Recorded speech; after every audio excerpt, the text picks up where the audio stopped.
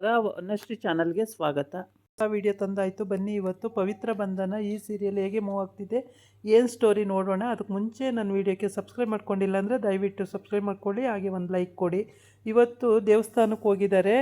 ಪವಿತ್ರಂಗೆ ವ್ರತ ಮಾಡಬೇಕು, ಅಖಂಡ ದೀಪ ತರಬೇಕು, ಆ ದೀಪನ ಕೈಯಲ್ಲಿ ಇಟ್ಕೋಬೇಕು, ಬಿಸಿ ಇರೋದನ್ನು, ಈ ಥರ ಎಲ್ಲ ಒಂದಿಬ್ಬರು ಇದ್ದಾರೆ ಅಲ್ಲೂ ಕಿರಾತಕರು. ಅವರು ಹಿಂಗೆ ಹೇಳ್ಕೊಟ್ಟಂಗೆ ಹಿಂಗೆ ಮಾಡಿಸ್ಬೇಕು ಅಂತ ಹೇಳ್ಬಿಟ್ಟು ಪಾಪ ಅವಳು ಸುಟ್ಟು ಹೋಗ್ತಾ ಇರುತ್ತೆ, ಆಗಲ್ಲ, ನೆಲ ಸುಡ್ತಾ ಇರುತ್ತೆ. ಅಲ್ಲಿ ನಮಸ್ಕಾರ ಇದು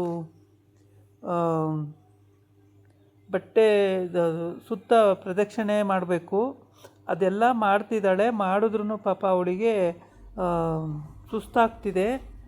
ಅಂಥದ್ರಲ್ಲಿ ಪುರೋಹಿತರು ಅದನ್ನು ಹೇಳ್ತಾರೆ, ಹಿಂಗೆ ಮಾಡಬೇಕು ನೀನು ಅಂತ ಹೇಳ್ಬಿಟ್ಟು. ಆಯಿತು ಅಂತ ಒಪ್ಕೊಂತಾಳೆ. ಅದನ್ನು ಮಾಡ್ತೀನಿ ಅಂತಾಳೆ, ಇದನ್ನು ಮಾಡ್ತೀನಿ ಅಂತಾಳೆ, ಎಲ್ಲದನ್ನೂ ನಾನೇ ಮಾಡ್ತೀನಿ ಅಂತಾಳೆ. ನಮ್ಮ ಮನೆಗೆ ಒಳ್ಳೇದಾಗುತ್ತೆ ಅಂದರೆ ನಾನು ಏನು ಬೇಕಾದ್ರೂ ಮಾಡ್ತೀನಿ ಅಂತಾಳೆ. ಆಮೇಲೆ ಗಂಡ ಹೇಳ್ತಾನೆ, ದೇವು ಬೇಡ ಪವಿತ್ರವರೇ, ಆಗಲ್ಲ ನಿಮಗೆ ಇವೆಲ್ಲ ಮಾಡೋಕ್ಕೆ ಹೋಗಬೇಡಿ, ಬೇಡ ಬೇಡ ಅಂತ ಎಷ್ಟು ಹೇಳಿದ್ರೂ ಕೇಳಲ್ಲ. ಇಲ್ಲ ನಾನು ಮಾಡ್ತೀನಿ, ಮನೆಗೆ ಒಳ್ಳೇದಾಗಬೇಕು ಅಂದರೆ ನಾನು ಎಲ್ಲರ ಹೊತ್ತನೂ ಮಾಡ್ತೀನಿ, ನಾನು ಈ ಮನೆ ಸೊಸೆಯಾಗಿ ಮಾಡ್ತೀನಿ ನಾನು ಅಂತ ಮಾಡ್ತಾಳೆ.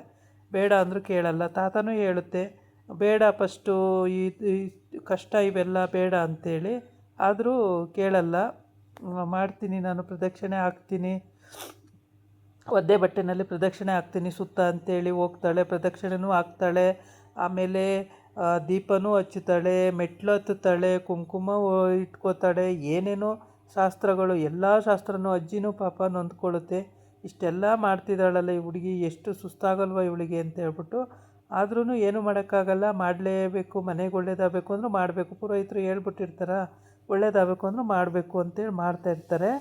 ಹಂಗಾಗಿ ಇಲ್ಲಿ ಇಬ್ಬರಿಗೂ ಕ್ರಿಮಿನಲ್ಲು ದೀಪನೇ ಬದಲಾಯಿಸ್ಬಿಡ್ತಾರೆ. ಅವರು ಕಬ್ಬಿಣದ ದೀಪ ಗಟ್ಟಿ ಇರೋದನ್ನು ಕೊಟ್ಟಿರ್ತಾರೆ, ಇವರು ಪ್ಲಾಸ್ಟಿಕ್ದು ಬಟ್ಲಲ್ಲಿ ಇಟ್ಬಿಟ್ಟಿರ್ತಾರೆ. ಸುಟ್ಟು ಹೋಗ್ತಾ ಇರುತ್ತೆ ಅದು. ಆದ್ರೂ ಇವಳು ಹೇಳ್ತಾಳೆ, ಎಲ್ಲರ ತನೂ ಕರೆಕ್ಟಾಗೆ ಮಾಡ್ತಿದ್ದಾಳೆ, ನೀವೇನು ಇಲ್ಲಿ ಮಾಡ್ತಾ ಇರೋದು, ಏನೂ ಮಾಡ್ತಾ ಇಲ್ವಲ್ಲ ಅಂತ ಹೇಳಿದಾಗ, ಮಾಡಿದ್ದೀನಿ ತಾಳು, ಈ ಕೈಯೆಲ್ಲ ಸುಟ್ಟು ಹೋಗುತ್ತೆ, ಇದನ್ನೇ ದೀಪನೇ ಬದಲಾಯಿಸಿದ್ದೀನಿ ಅಂತ ಹೇಳ್ತಾಳೆ ಇವಳು. ಆವಾಗ ಹೌದಾ, ಈ ಥರ ಮಾಡಿದಿರ, ನೋಡೋಣ ಇದು ಒಂದು ಸಲ ಅಂತೇಳ್ಬಿಟ್ಟು ಆ ದೀಪ ಕೆಳಗೆ ಬೀಳುತ್ತೆ. ಅವಳ ವ್ರತ ಭಂಗ ಆಗುತ್ತೆ, ಅವಳು ಅಂದ್ಕೊಂಡು ನೆರವೇರಲ್ಲ, ಮನೆಯವರಿಗೆಲ್ಲ ಕಷ್ಟ ಆಗುತ್ತೆ, ಹೀಗೆಲ್ಲ ಹೇಳ್ತಾಳೆ. ಹೌದಾ, ಹಂಗಾಗುತ್ತಾ ಅಂತೇಳ್ಬಿಟ್ಟು ನೋಡ್ತಾ ಇರ್ತಾರೆ. ಅಷ್ಟೊತ್ತಿಗೆ ದೀಪ ಇಟ್ಕೊಳ್ಳೋದು ಪುರೋಹಿತರು ಬಂದು ಹೇಳ್ತಾರೆ, ಅಖಂಡ ದೀಪ ಅಮ್ಮ ಇದು, ಕೈ ಬಿಡಬಾರ್ದು, ನೀನು ಕೈಯಲ್ಲೇ ಇಟ್ಕೊಬಂದು ಅಲ್ಲಿ ದೀಪ ಹಚ್ಚಬೇಕು, ಅಲ್ಲಿಗೆ ವ್ರತ ಪೂರ್ತಿ ಆಗುತ್ತೆ, ಇಲ್ಲ ಅಂದರೆ ಅರ್ಧ ಬರ್ಧ ಆಗುತ್ತೆ ಅಂತ. ಇಲ್ಲಿ ದೇವು ಹೇಳ್ತಾನೆ, ಬೇಡ ಬೇಡ ಪವಿತ್ರವರೇ, ಇದು ಆಗಲ್ಲ, ಸುಡ್ತಾ ಇದೆ, ಬೇಡ ಬೇಡ ಅಂತ. ಇಲ್ಲ ನಾನು ಮಾಡ್ತೀನಿ ಅಂತಾಳೆ. ಆಮೇಲೆ ಅದನ್ನು ದೀಪನೂ ಇಟ್ಕೊಂಡು ಹೋಗಿ ಅಲ್ಲಿ ಮೆಟ್ಲೆಲ್ಲ ಹತ್ತಿ ಪ್ರದಕ್ಷಿಣೆ ಬಂದು ಅಲ್ಲಿರೋಂಥ ದೀಪನ ಹಚ್ಚುತ್ತಾಳೆ.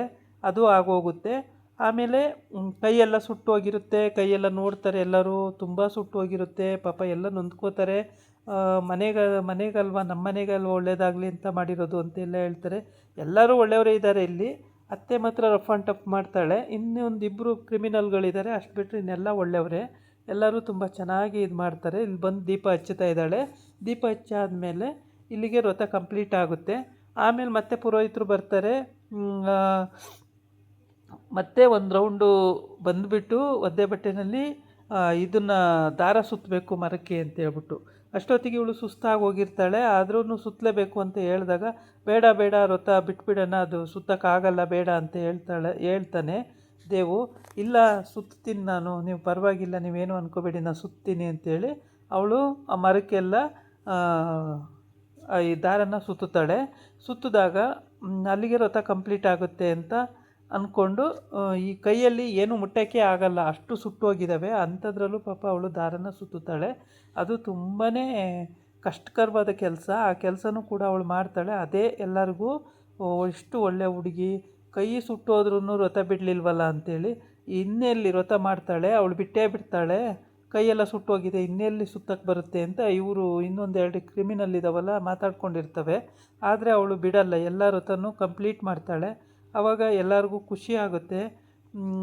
ನಮ್ಮ ಮನೆಗೆ ಒಳ್ಳೇದು ಮಾಡ್ತಿರೋದು ನಾನು ಅನ್ನೋದು ಅವಳ ಭಾವನೆ ಇದೆ. ನಮ್ಮ ಮನೆಗೆ, ನನ್ನ ಗಂಡನ ಮನೆಗೆ ಒಳ್ಳೇದಾಗಬೇಕು ಅನ್ನೋದಿದೆ.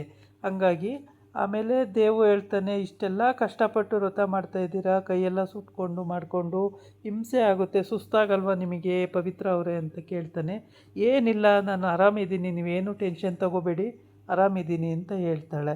ಆಮೇಲೆ ವ್ರತ ಮುಗಿಸ್ತಾರೆ. ವ್ರತ ಮುಗಿಸಿ ಅಲ್ಲಿಂದ ಎಲ್ಲ ವ್ರತನೂ ಕಂಪ್ಲೀಟ್ ಆಗುತ್ತೆ. ಪವಿತ್ರಗೂ ನೆಮ್ಮದಿ ಆಗುತ್ತೆ, ಅವ್ರ ಅತ್ತೆಗಂತೂ ತುಂಬಾ ಖುಷಿ ಆಗುತ್ತೆ, ಅಜ್ಜಿ ತಾತಗಂತೂ ತುಂಬ ಖುಷಿ ಆಗುತ್ತೆ, ಎಲ್ಲ ಮನೆಯಲ್ಲಿ ಬಂದಿರೋರಿಗೆಲ್ಲರಿಗೂ ಖುಷಿ ಅನಿಸುತ್ತೆ. ಆಮೇಲೆ ಅಮೃತ ಅಂತೂ ಹುರ್ಕೊಂತಾಳೆ, ಏಕೆ ಅಂದರೆ ವ್ರತ ಕಂಪ್ಲೀಟ್ ಆಗಿಲ್ದೆ ಹೋಗಿದ್ದಿದ್ರೆ ಅವಳಿಗೆ ದೇವು ಮದುವೆ ಆಗೋ ಚಾನ್ಸ್ ಸಿಗ್ತಿತ್ತಾ. ಈಗ ವ್ರತ ಕಂಪ್ಲೀಟ್ ಮಾಡಿಬಿಟ್ಲಲ್ಲ, ಇನ್ನು ನನಗೆ ಇಲ್ಲೂ ಚಾನ್ಸ್ ಸಿಗ್ತಿಲ್ವಲ್ಲ, ದೇವು ನನ್ನ ಮುಖನೇ ನೋಡಲ್ಲ, ಯಾವಾಗಲೂ ಪವಿತ್ರ ಪವಿತ್ರ ಅಂತಲೇ ಇರ್ತಾನೆ ಅಂತ ಹೇಳ್ಬಿಟ್ಟು. ಈ ಪವಿತ್ರ ಬಂಧನ ಈ ಸೀರಿಯಲ್ಲು ಎಲ್ಲೂ ಸ್ಕಿಪ್ ಮಾಡ್ದಂಗೆ ಫುಲ್ ನೋಡಿ, ನಿಮಗೆ ಅರ್ಥ ಆಗುತ್ತೆ. ಈ ಸ್ಟೋರಿ ತುಂಬ ಚೆನ್ನಾಗಿದೆ, ತುಂಬ ಅದ್ಭುತವಾಗಿ ಬರ್ತಾ ಇದೆ ಈ ಸ್ಟೋರಿ.